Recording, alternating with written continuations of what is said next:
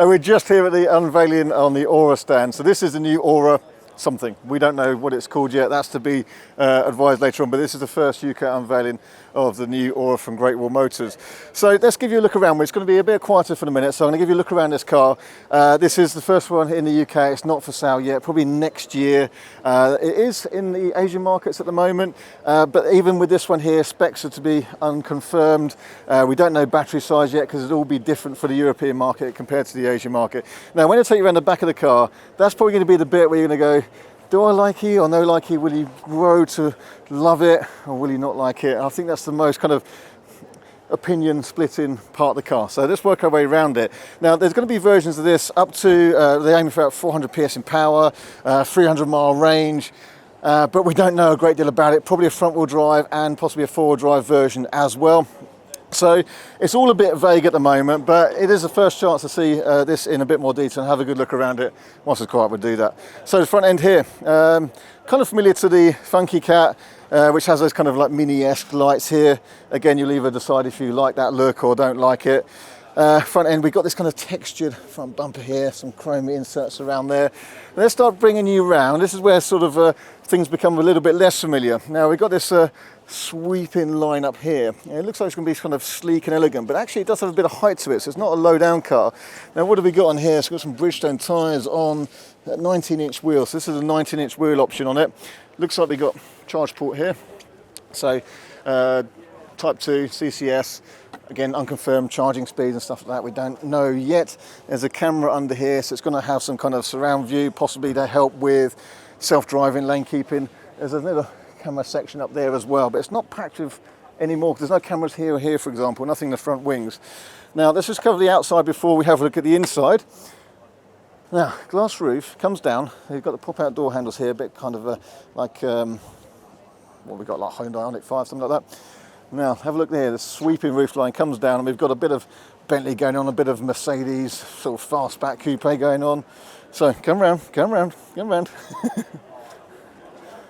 Now, what do you think of that? I think it's going to split opinion. You might like it or not like it. It's going to divide a bit, and no doubt it's going to be aerodynamic, so they're obviously going for efficiency, trying to get a really good, comfortable plus 300-mile range. Got parking sensors, we've got a reversing camera up here, and then let's open that up. So it's not a hatchback, it is a sort of saloon style. Comes into here now, like I say, this isn't kind of final European production spec, so things may change between now and when it comes over. Got quite a long deep boot.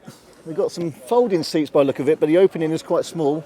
I can see some speakers up there, and there's a little bit of storage in here, so it's not the biggest boot in the world.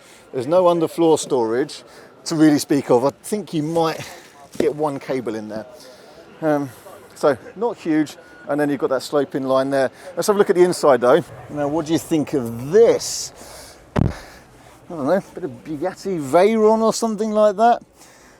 Well, it's distinctive, isn't it? So the software in this car is not finalised for European, so we kind of ignore anything that's on there, but got a kind of reasonable rectangular screen there, perforated seats, some quite nice materials here, some leather trimmed here, some climate control buttons here, heated windscreen, heated rear screen.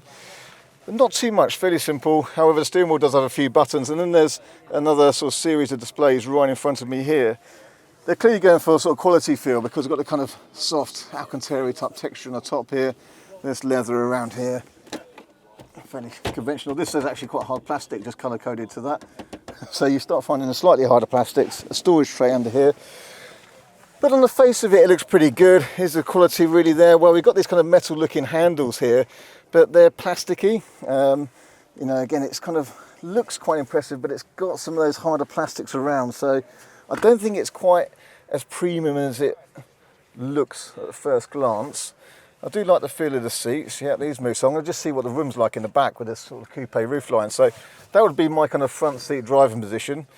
Let's see how we go in the back. Ah, look at this though. Just spotted this. Got these kind of probably a camera on this A pillar here. So that's probably, is that going to check my eye movement? Will it have some kind of automatic driving, or is it an interior camera? And then I can see here on the display, actually, it's just come up, it's showing a 98% charge, 340 miles of range. Well, that's true. That would be pretty impressive, wouldn't it?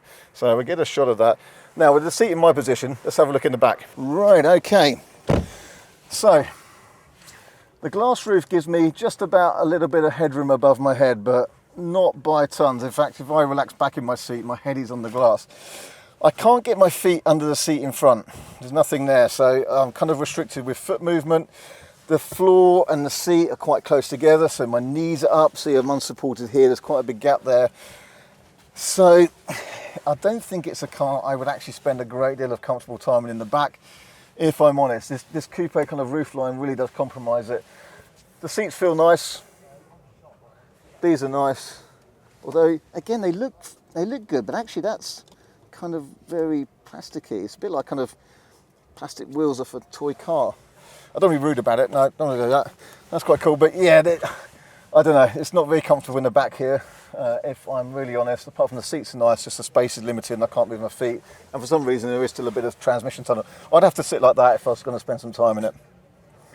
It's a great position. Yeah, I mean, you'd be like that for a little while, but you've got to get your legs down. I mean, even there, like my belt's digging in, you know, so... Yeah, unconvinced, if I'm honest. I don't want to be rude though. So just speaking to this chap in a bit more detail from Ora, what's quite interesting, this sensor up on the A-pillar here, potentially what that might do is as you get in the car, it could, not just for driver alert warnings and maybe to assist with kind of autopilot if you're taking your eyes off the road, but this could potentially face recognise and then adjust the settings of the car, like the seat position, based on who's driving. So that sounds like an interesting idea. It was also saying that some of these sort of harder plastics, like I mentioned here, that could well change. This is just a car to give an impression, they said, of what we can come to expect. This was quite a cool feature as well. So there's a wireless phone charger here. Now my phone's in a case and mine doesn't fit, but against what have you got here? And that just slots in quite nicely in there. So that's actually quite nice. And there's a cup holder that pushes down there, but you can close it up like that with a nice soft action. This bit's actually like a Mercedes, isn't it? It's kind of double opening bit here. So it's an impression. Things could change. It has some potential. I think people will decide whether they like it or not based on the looks. You let me know what you think in the comments below. Thank you for watching. Make sure you hit subscribe for more videos coming very soon.